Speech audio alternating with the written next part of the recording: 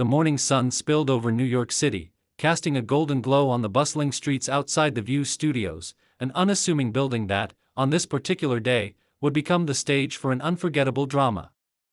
Johnny Depp, Hollywood's enigmatic chameleon, arrived at the studio with a quiet confidence. His latest independent film, a gritty drama about a man clawing his way back from ruin, was set to release, and this interview was meant to be a triumphant moment, a chance to share his passion, reconnect with fans, and show the world he was back. His publicist had chosen The View for its reach, its warmth, its reputation for letting guests shine. Johnny, ever the gentleman, greeted everyone with his signature charm, a warm handshake for the security guard, a playful compliment to the barista pouring his coffee, a quick story about his days as a struggling musician that left the catering staff in stitches. His easy smile and eclectic style, black blazer, vintage tee, rings glinting under the studio lights, made him seem both larger than life and disarmingly human. Inside the green room, the other hosts of The View were buzzing with excitement. Joy Behar, with her sharp wit, couldn't wait to trade quips with him. Sarah Haynes, usually composed, was practically giddy, blushing when Johnny noticed her necklace and asked about its story.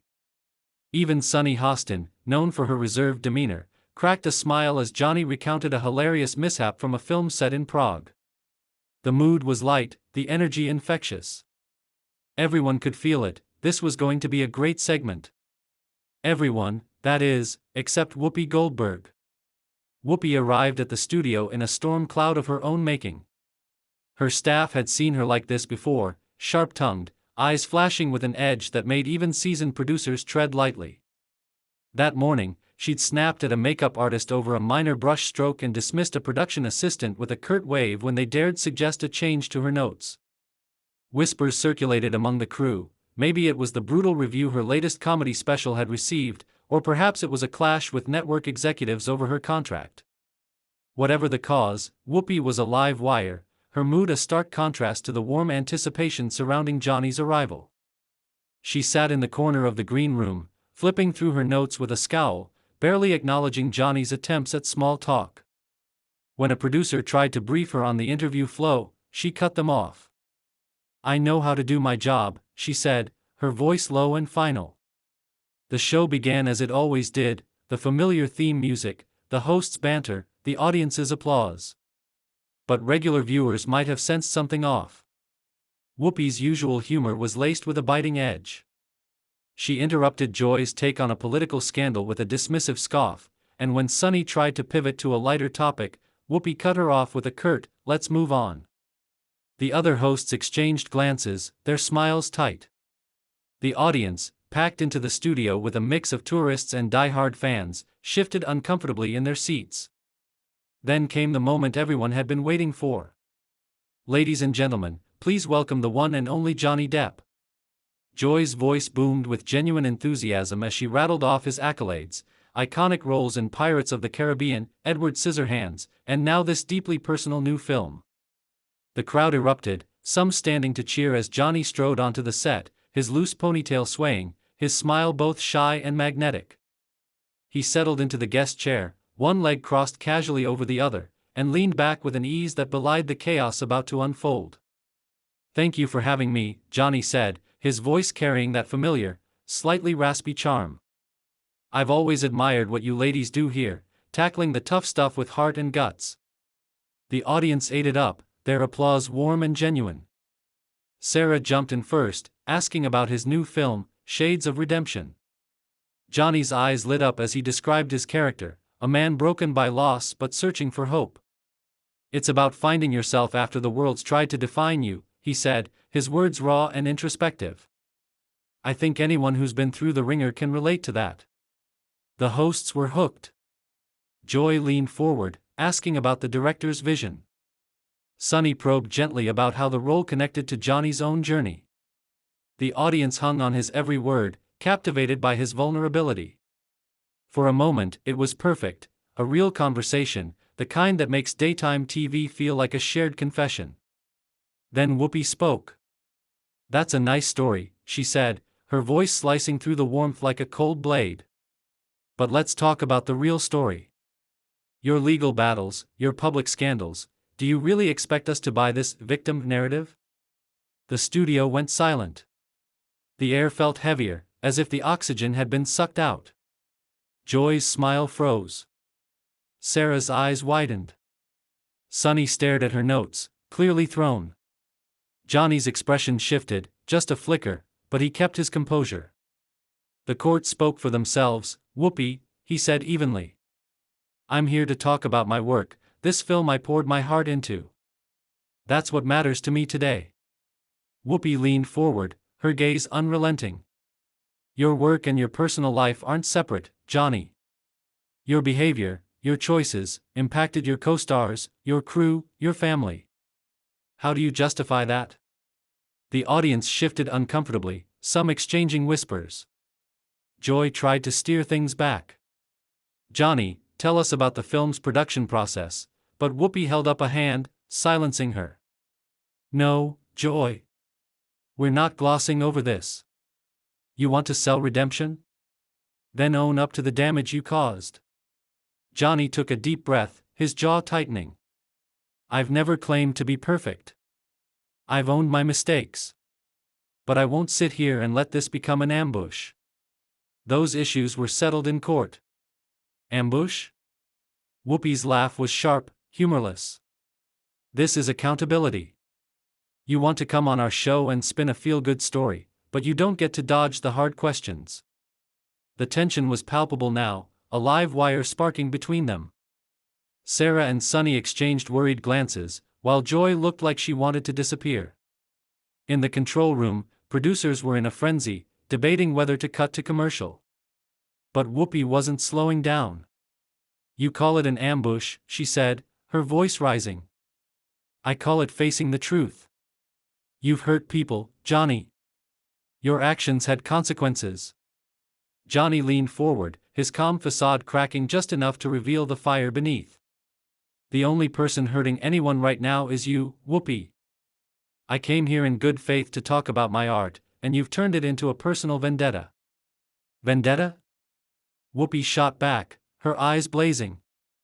"I don't know you personally, Johnny Depp. But I know your actions affected real people, and they deserve better than your PR campaign." The other hosts tried to intervene. "Maybe we can talk about the film's themes," Sunny ventured, her voice shaky. But Whoopi waved her off. "No, Sunny. We're not doing his script. This isn't a puff piece." Johnny's voice grew sharper, though still controlled. "You haven't asked a single question about my work. Not one. You're not interested in journalism. This is bullying, plain and simple." The word bullying hit like a thunderbolt. Whoopi's face darkened, her voice dropping to a dangerous whisper. "You're calling me a bully? I'm not the one with a history of volatile behavior. I'm not the one with restraining orders, with security teams stepping in to clean up messes." The audience gasped. Sunny looked ill. Sarah stood up, a rare move. "Whoopi, we need to move on. This is too much." But Whoopi turned on her, venom in her voice. "Sit down, Sarah. This is my show, and I'll run it my way. If you don't like it, you know where the door is." The studio was a pressure cooker now, the air thick with shock and discomfort. Johnny's face paled, but his voice stayed steady. "Don't talk to them like that. They're trying to do their jobs. You want to attack someone? Attack me. Leave them out of it." "Oh, how noble," Whoopi sneered. "The great Johnny Depp, defender of women. Where was that nobility when it mattered?" That was the breaking point. Johnny stood, his movements slow and deliberate. "Enough," he said, his voice low but firm. "I came here with respect for this show, for you, for this audience. But respect goes both ways, Whoopi. You're not interested in truth or accountability. You're interested in destruction." Whoopi stood too, matching his intensity. "If you can't handle the heat, get out of the kitchen. This is what accountability looks like." "Accountability?" Johnny's voice rose, his composure finally giving way. "Look around you. Your co-hosts are mortified. Your audience is horrified. Your crew is scrambling. The only person destroying anything right now is you. He was right. Camera operators exchanged uneasy glances. Producers whispered frantically into headsets. Audience members leaned away, as if distancing themselves from the toxicity. Whoopi seemed to notice the shift, but instead of backing down, she doubled down. "You want to talk toxicity?" she said, her voice dripping with disdain. "I've been calling out liars and manipulators for 40 years, and I won't stop because you don't like it." Johnny stared at her, his eyes filled with a quiet sadness. "I used to respect you, Whoopi. Your work, your courage, your voice. But this? This isn't courage. It's cruelty." His words landed like a gut punch, and for a fleeting moment, Whoopi's facade cracked, vulnerability flickering in her eyes before hardening again.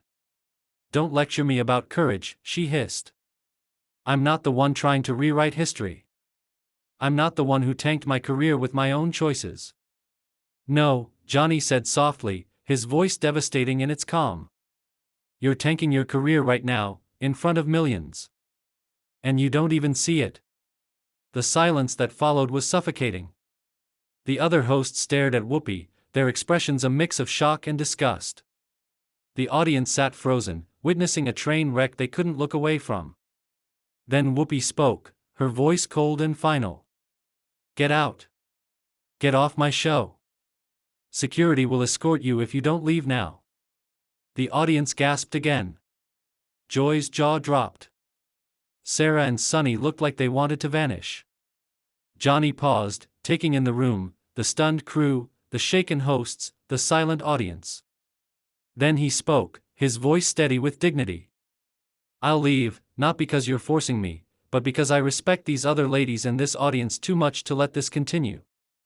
But let's be clear, this wasn't my choice. This was one person turning a conversation into a character assassination." He turned to the other hosts, his expression softening. "Joy, Sarah, Sunny, I'm sorry you had to go through this. You're professionals, and you deserve better."